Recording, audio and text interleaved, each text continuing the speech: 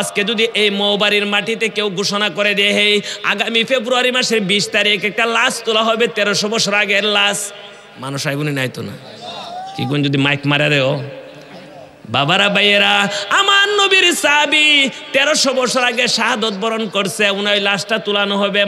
বাদশাহ ফয়সাল আহমদ মাইক মাইরা দিলেন, হাজার হাজার মানুষ ওই দাজদা নদীর কিনারের মধ্যে একত্রিত হইলেন, সমাবেত হইলেন।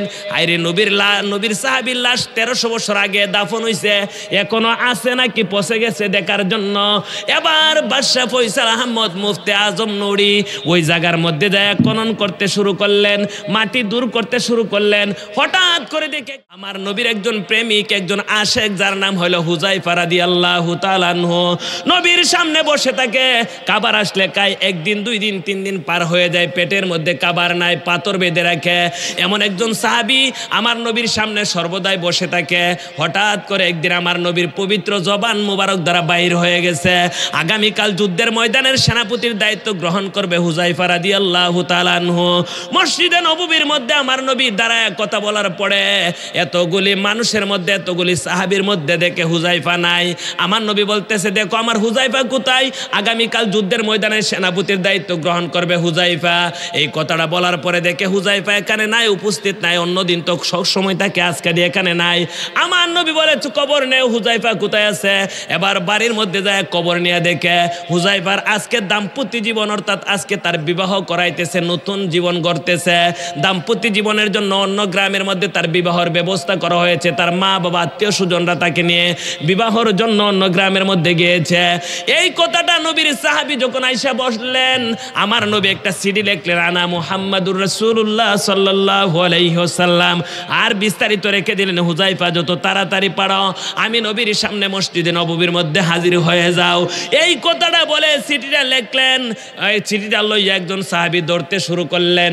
দৌড়াইয়া যায় যে বাড়ির মধ্যে বিবাহ করতেছেন হুজাইফা নবীর সাহাবী, ওই চিঠিটা লইয়া দরজার মধ্যে দাঁড়াই রইছে।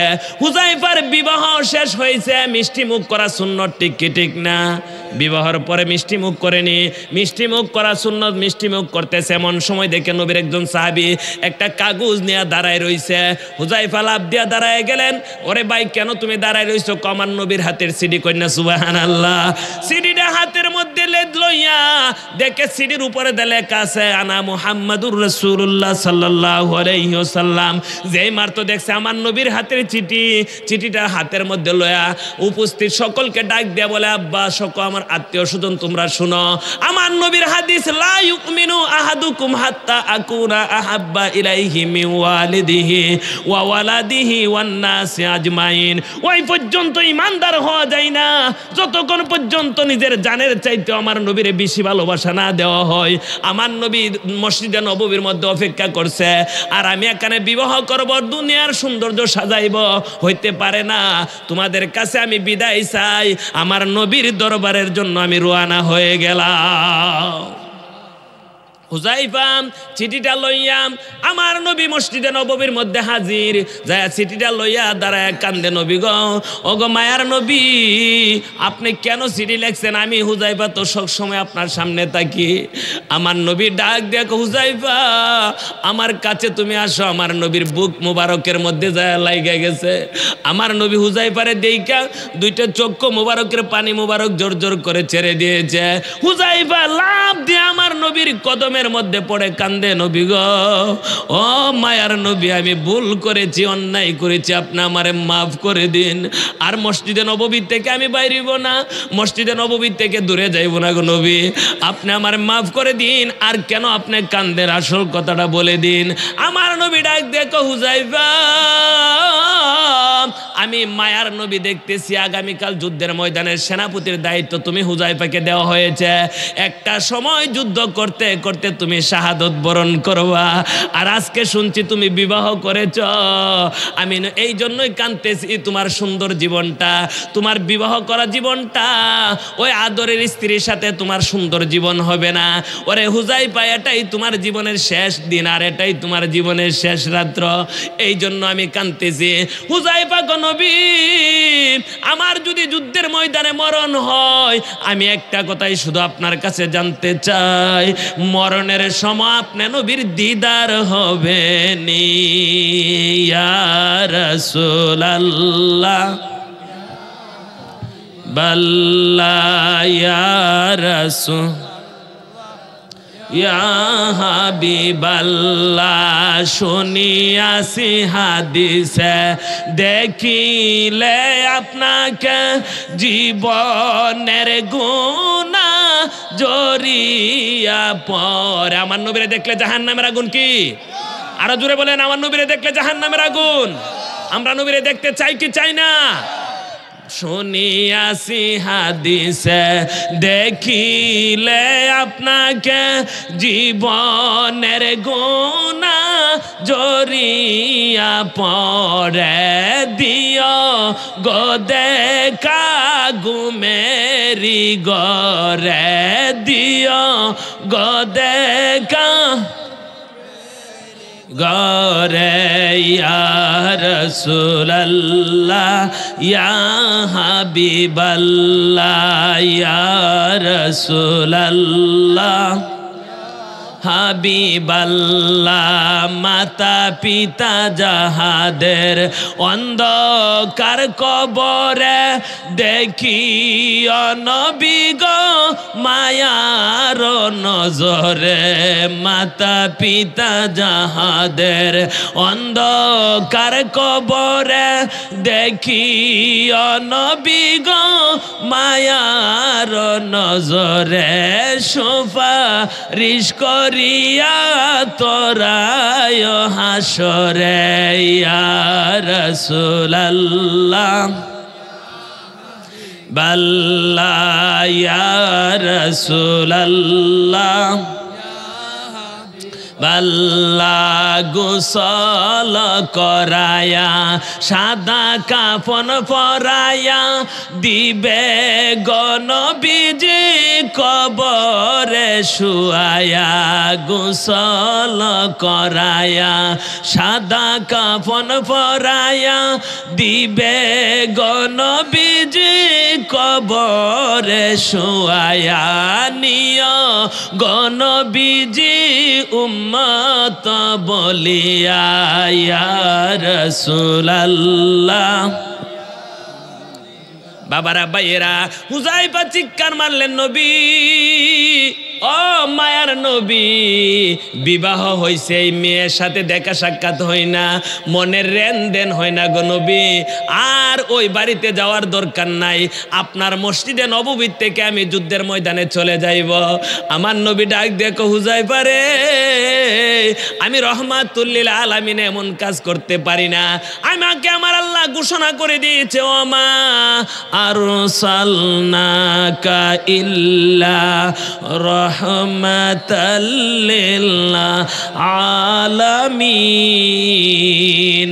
ওরে হুযায়ফা, আমি নবীর দরবার থেকে এই তুমি যদি এই মসজিদে নববী থেকে বিদায় হয়ে যাও আর এই মেয়ের কাছ থেকে যদি তুমি বিদায় না আনো, আমি রহমাতুল লিল আলামিন যে তোমার প্রতি রহমত দয়াবান মেহেরবান এটা থাকবে না। যাও তুমি তোমার স্ত্রীর কাছ থেকে যায় বিদায় নিয়ে আসো। কোন নবী গো, যদি আমার স্ত্রীর কাছে যাই আর যদি দুনিয়ার মায়া লাগা যা, একটু কথা বলতে যদি দেরি হয়ে যায়, আপনি নবী যদি কষ্ট পান, আমার জীবনটা ব্যর্থ হয়ে যাবে, জীবনটা বরবাদ হয়ে যাইব। আমার নবী কো, যাও তুমি যতক্ষণ পর্যন্ত না আসবে আমি মসজিদে নববীর মধ্যে অপেক্ষা করতে থাকবো। আমার নবীর সামনে দাঁড়ায় হুযায়ফা বলে, নবী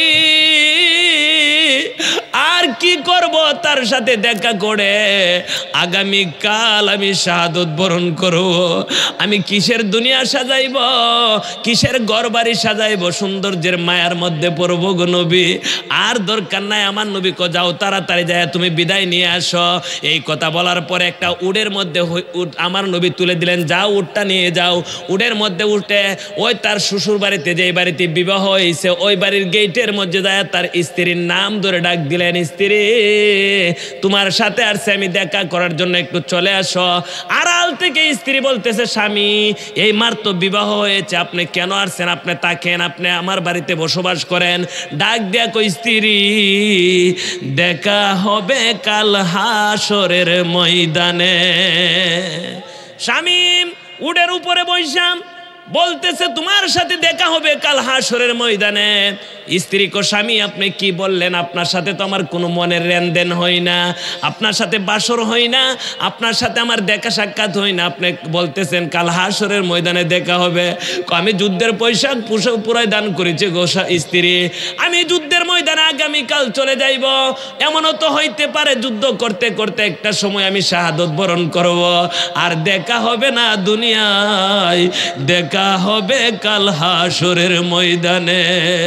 আদরের স্ত্রী ডাক দেখম, স্বামী ওগো স্বামী, আমার নবীর ডাকে সারা দিয়া যুদ্ধের ময়দানে চলে যাবেন আপনি যদি শাহাদত বরণ করেন।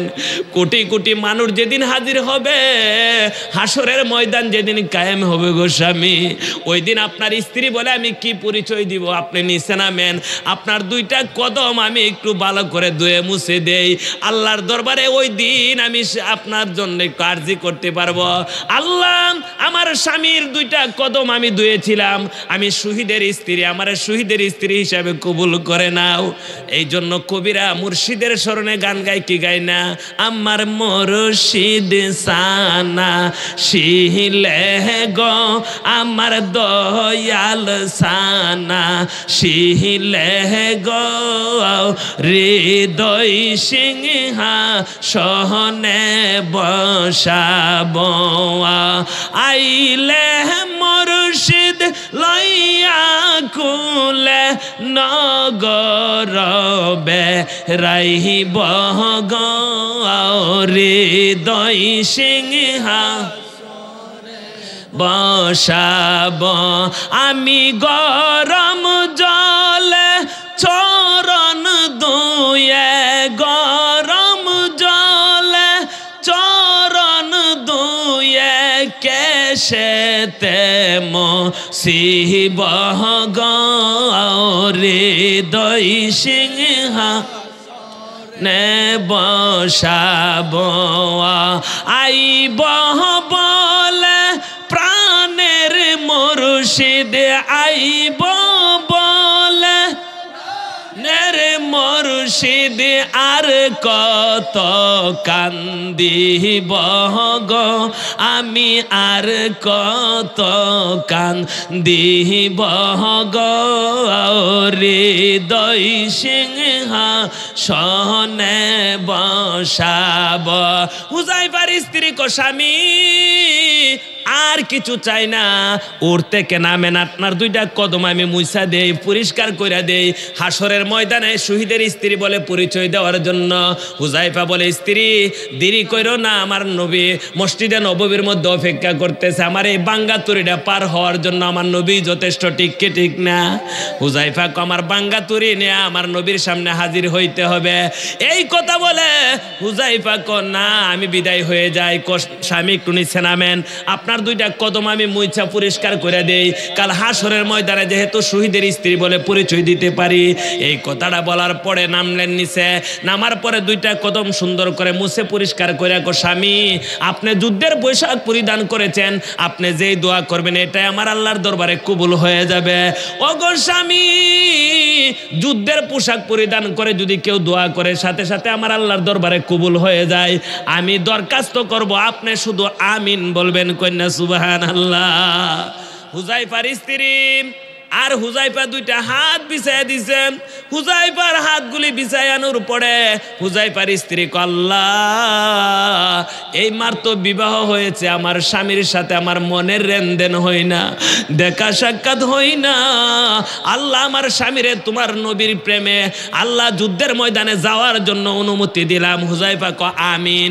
2 নাম্বার কো, আল্লাহ আমার স্বামীকে নবীর পক্ষে বীর বিক্রমের মতো যুদ্ধ করার তৌফিক ক্ষমতা তুমি দান করে দাও। হুযায়ফা বলে আমিন। 3 নাম্বার বলে আল্লাহ আমার স্বামী নবীর পক্ষে যুদ্ধ করে আবার সহি সালামতে ফিরাইয়া দিও। হুযায়ফা আমিন না বলে 2টা হাত ছেড়ে দিয়েছে। হুযায়ফার স্ত্রী লাফ দিয়া কদমের মধ্যে পড়ে, কো স্বামী 2টা দরখাস্ত করলাম, আপনি আমিন আমিন বললেন, 3 নাম্বার দরখাস্ত বলা আপনি আমিন বললেন না। হুযায়ফা ডাক দিয়া কই, স্ত্রী তোমার মতন হাজার স্ত্রী বাদ দেওয়া যা, আমার নবীর কথা বাদ দেওয়া যায় না। হুযায়ফার স্ত্রী কো স্বামী আমার নবী কি বলছে? আমার নবী বলছে আমি যুদ্ধের ময়দানে শাহাদত বরণ করব, আর তুমি বলতেছো আমি ফিরে আসার জন্য। আমি যদি আমিন কই আর যদি আমার আল্লাহ কবুল করে আমি যদি ফিরে আসি, আমার নবীর কথা মিথ্যা হয়ে যাবে। ওগো স্ত্রী বিদায় নিলাম, দেখা হবে কাল হাসরের ময়দানে। এই কথা বলে হুযায়ফা বিদায় হয়ে গেলেন। আমার নবীর কদমের মধ্যে সালাম করে নবীর কাছ থেকে দোয়া নিয়ে, কোন নবী গো, ও মায়ার নবী, জানি আর মসজিদে নববীর মধ্যে আসবো না কোনোদিন গো নবী, আর আপনার পিছনে দাঁড়ায় নামাজ পড়তে পারবো না। আপনি নবী বলছেন আমি শাহাদত বরণ করবো গো নবী। ও নবী, মায়ার নবী, আমি যুদ্ধ করতে করতে যেদিন যেই সময়ের মধ্যে যখন শাহাদতের বিছানার মধ্যে পড়ে যাইব, সাকরাতের মধ্যে পড়ে যাইব, ওই সময় আপনি নবী আমারে দিদার দিয়া বিদায় দিবেননি। তোমার কষ্ট যাতনা যিনি সইতে পারে না, তোমার কষ্ট যাতনা যিনি সইতে পারে না, ওই নবীজির মহব্বতে মিলাদ পড়িও। মন যদি নবীকে দিও, ভালো যদি বাসতে হই রাসূলকে বাসো। সাকরাতের কালে কি যে যন্ত্রণা, 7 সাগরের পানি দিল তৃষ্ণা মিটবে না। কাউসারের ওই মালিক যিনি, কাউসারের ওই মালিক যিনি, নবীকে ডাকো। মন যদি দিতে হয়, ভালো যদি বাসতে হয়, জাহান্নামের গেইটে যাকে পাওয়া যাবে। 2 নয়নের পানি নবীর জরতে থাকবে। আল্লাহু আকবার, আল্লাহু আকবার। জাহান্নামের গেইটে যাকে পাওয়া যাবে, 2 নয়নের পানি নবীর জরতে থাকবে। উম্মতের দরদি নবী, উম্মতের দরদি নবী, মনে রাখিও। মন যদি দিতে হয় নবীকে দিও, ভালো যদি বাসতে হয় রাসূলকে বাসো।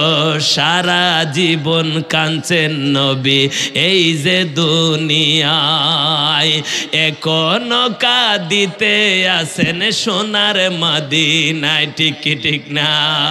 সারা জীবন কাঁদছেন নবী এই যে দুনিয়ায়, এখনো কাঁদিতে আছেন সোনার মদিনায়।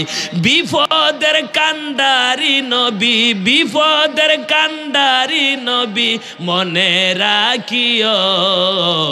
মন যদি দিতে হয় নবীকে দিও, ভালো যদি বাসতে হয় রাসূলকে বাসো। তোমার কষ্ট যাতনা যিনি সইতে পারে না, তোমার কষ্ট যাতনা যিনি সইতে পারে না, ওই নবীজির মহব্বতে মিলাদ পড়িও।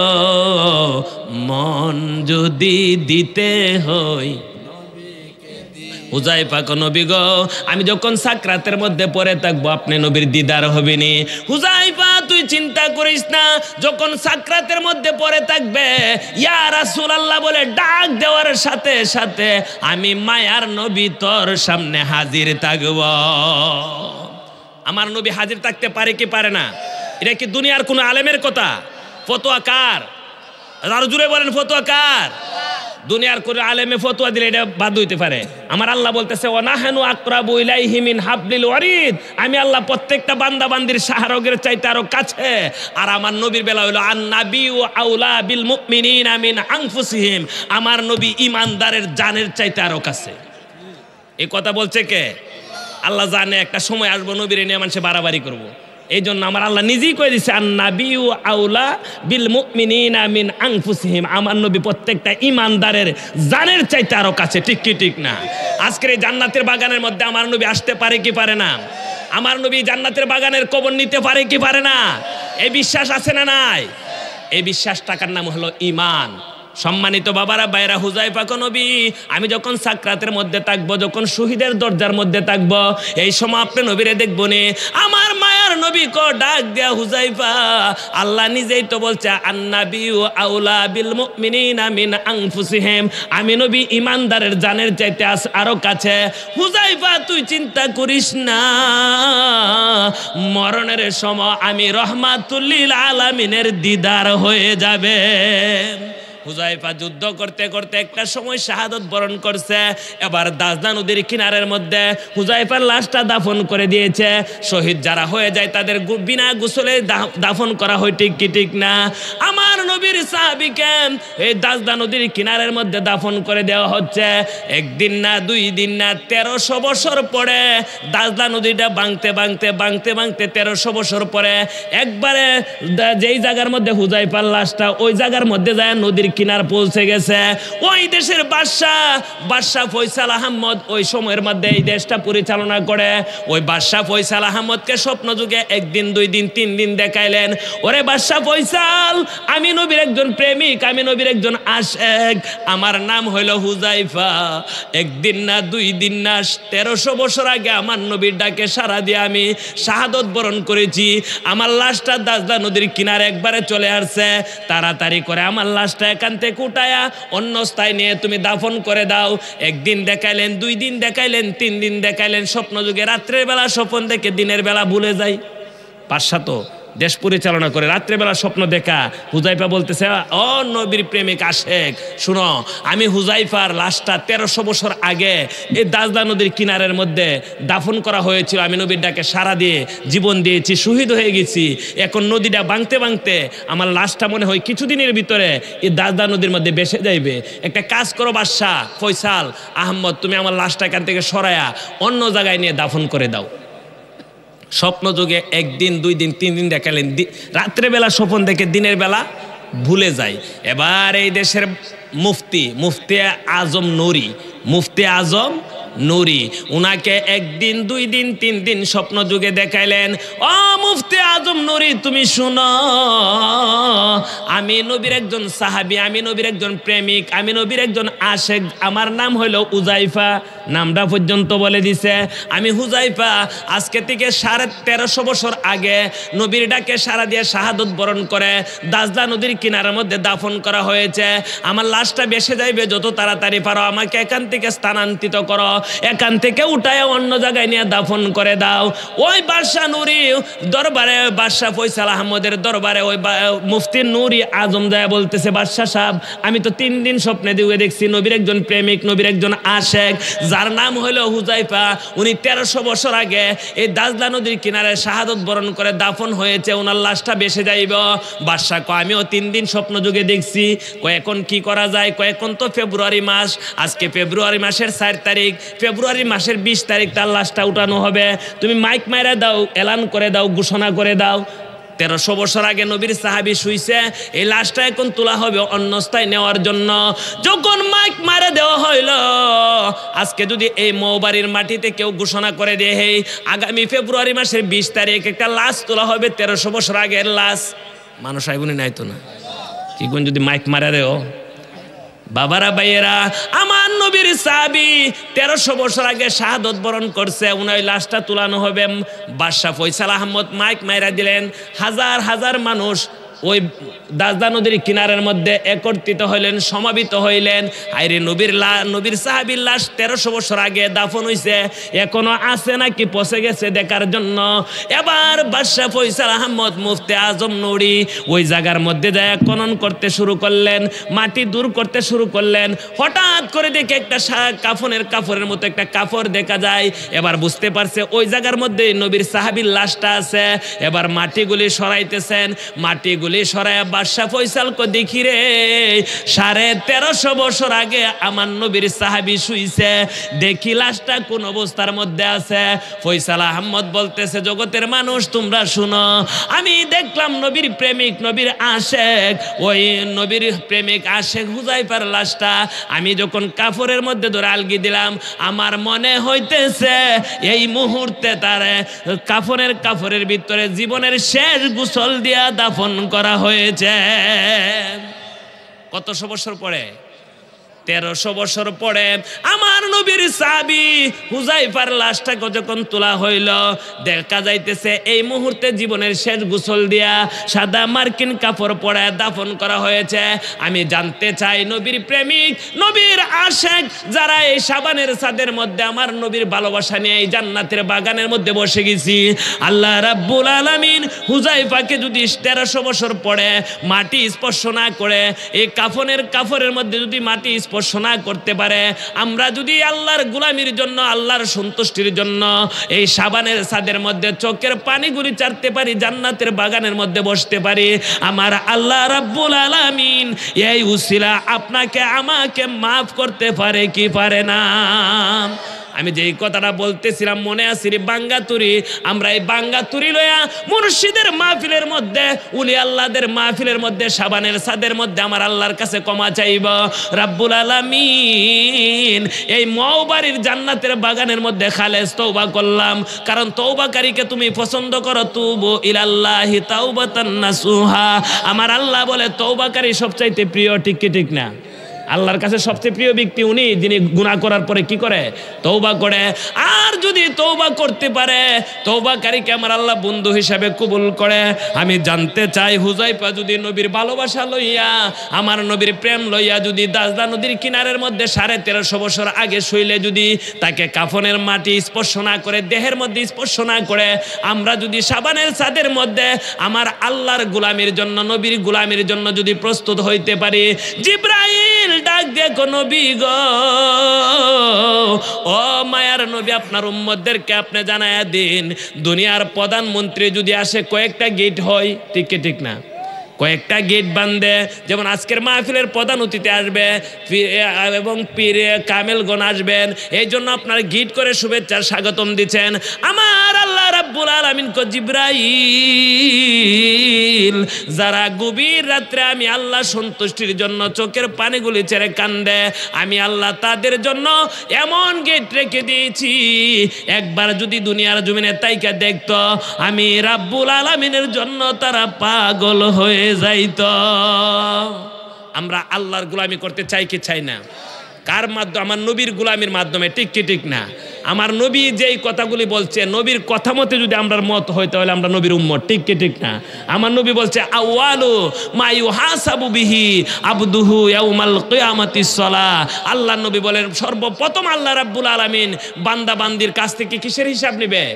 নামাজের হিসাব নেবে। এই নামাজ পড়ে যদি আমরা আল্লাহর কাছে লাইলাতুল বরাদের আশা করি, লাইলাতুল কদরের আশা করি, আমার নবী দোয়া করছেন, আল্লাহুম্মা বারিক লানা ফি রাজাবি ও শাবান ও বাল্লিগনা রমাদান। আমার নবী দোয়া করছে, আল্লাহ এই রজবের ফায়েজ বরকত দিয়া, শাবানের ফায়েজের বরকত দিয়া পবিত্র রমজান পর্যন্ত কি করে দাও? পৌঁছে দাও। যদি এই আশাটা লয়া, এই দোয়াটা পড়তে পড়তে যদি আপনার আমার মরণ হয়ে যায়, আমরা আশা তো রমজানে যাওয়া। ঠিক কি ঠিক না? আজকের এই মাহফিলটা যদি জীবনের শেষ মাহফিল হয়ে থাকে, আর যদি আমরা ঘুমাইবো এখন মাহফিল শেষে মোনাজাতের পরে, ঘুম ভাঙলে হবে সকাল। ঠিক কি ঠিক না? যদি ঘুম ভাঙে তাহলে হবে সকাল, আর যদি ঘুম না ভাঙে হবে পরকাল। ঠিক কি ঠিক না? ঘুম ভাঙলে হবে সকাল, আর যদি ঘুম না ভাঙে হবে পরকাল। যদি পরকালই আপনার আমার জন্য হয়ে থাকে, কারণ আমরা প্রস্তুত থাকা দরকার। আমরা পরকালের জন্য কি প্রস্তুত থাকা দরকার। হুযায়ফা আমার নবীর ভালোবাসার লাগার কারণে যদি 1300 বছর পরেও মাটি স্পর্শ না করে, আমার নবীর প্রেমিকরা আমার আল্লাহ রাব্বুল আলামিন ডাক দিয়ে বলেন, ইয়া আইয়ুহাল্লাযীনা আমানু লা তুলহিকুম আমওয়ালুকুম ওয়ালা আওলাদুকুম আন যিকিরিল্লাহ ওয়া মান ইয়াফআল যালিকা ফাউলাইকা হুমুল খাসিরুন। আল্লাহ রাব্বুল আলামিন বলে, মানুষ তোমাদেরকে দুইটা জিনিস আমি আল্লাহ থেকে দূরে রাখবে। দুইটা জিনিস হইল কি? এক হইল সম্পদ, যারা সম্পদের মায়ায় পড়ে এই দুনিয়ায় আমার আল্লাহর গোলামি থেকে দূরে চলে গেছে। দুই হলো সম্পদ, এই সম্পদ এক নাম্বার হইল সম্পদ, দুই হলো সন্তান। আমরা সম্পদের মায়ায় পড়ে দুনিয়ার লোভ লালসায় পড়ে দিনকে রাত্র করতে পারি। আর আল্লাহর সন্তুষ্টির জন্য যদি বান্দা বান্দিরা যদি আল্লাহকে খুশি করার জন্য যদি আল্লাহর দেওয়া দেহটা যদি দেহটা কে দিয়েছেন? আর জুড়ে বলেন, দেহ কে দিয়েছেন? সুস্থ রাখার মালিক কে? হায়াতের মালিক কে? সব কিছুর মালিক যদি আল্লাহ হয়ে থাকে, গভীর রাত্রে যখন আমরা আল্লাহকে ডাকি, আমার আল্লাহ কই দেহের রোগ, সমস্ত রোগ আমি আল্লাহ ঘুমের ঘরে ভালো করে দিই। কন্যা সুবহানাল্লাহ। আং যিকরিল্লাহ, যারা আল্লাহ স্মরণ থেকে গাফেল নষ্ট হয়ে গেছে, আল্লাহকে আল্লাহ বলে ডাক দেই না, আমার আল্লাহ বলে এই দেহটা কি, তারা যদিও দেহটা আছে কিন্তু কলবটা তারা কি গেছে, মরে গেছে।